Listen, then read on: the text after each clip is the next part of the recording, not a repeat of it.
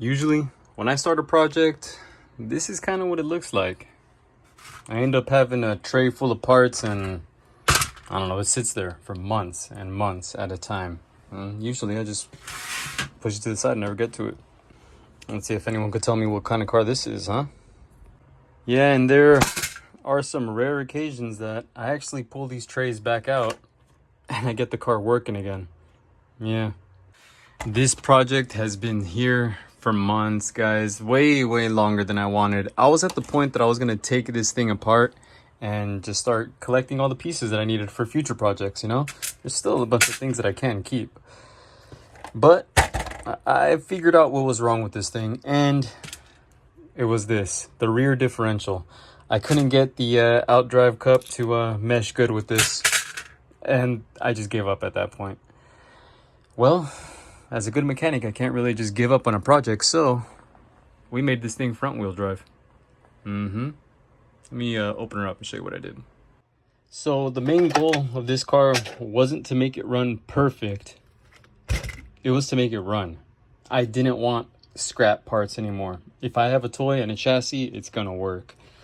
So, you see that motor? Mounted in a little crooked because that's really the only way I could get these things to mesh up. Yeah, you see that spur gear sticking out the bottom there? Took out the center drive shaft. The back flexes like crazy, but I mean, you pull the trigger and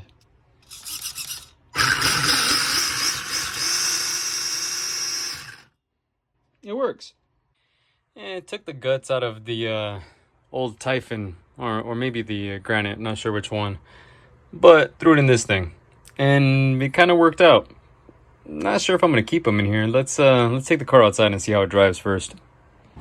Now, it is a brushed motor, but I'm running this thing on a 2S lipo, so I mean, it's got a little bit of pull to it, which is kind of nice. The back end does not kick out at all. I mean, I guess that's because it's front wheel drive. Let me fix the trim real quick.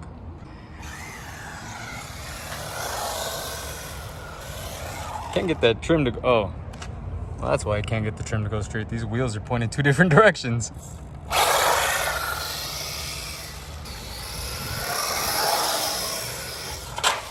Oh, okay, that works. I mean, if the car is crazy enough to flip over, it's a cool car. Oh no, the body came off. I don't know if you guys saw the clipless rear body system that I got on there. Just put it underneath those brackets and good to go.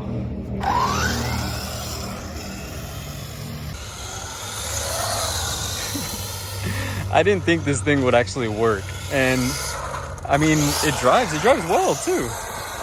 Could take corners pretty good too. This is actually our only front wheel drive vehicle, now that I realize. Got a bunch of TT02s and a bunch of four wheel drives, but very first front wheel drive. Ooh, is that body rubbing? What are we rubbing on? There we go. All right, guys, for being a project that has been sitting on the shelf, oh, God, that hurt.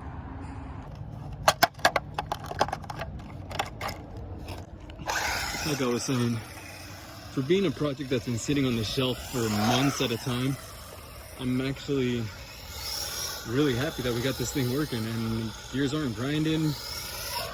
I mean, it's doing fun stuff. Ooh, does it donut? Will it donut?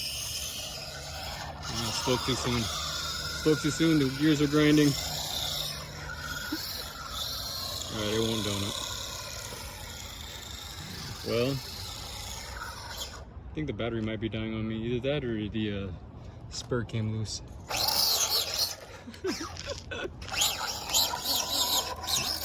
I think it's the second one.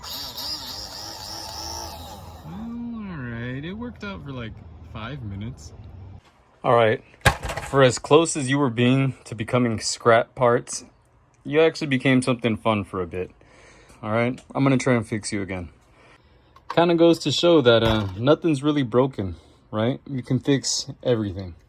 And I mean, this kind of just adds to the collection now. I didn't think we were gonna need another RC car, but looks like we got one. you earned yourself a spot on the shelf.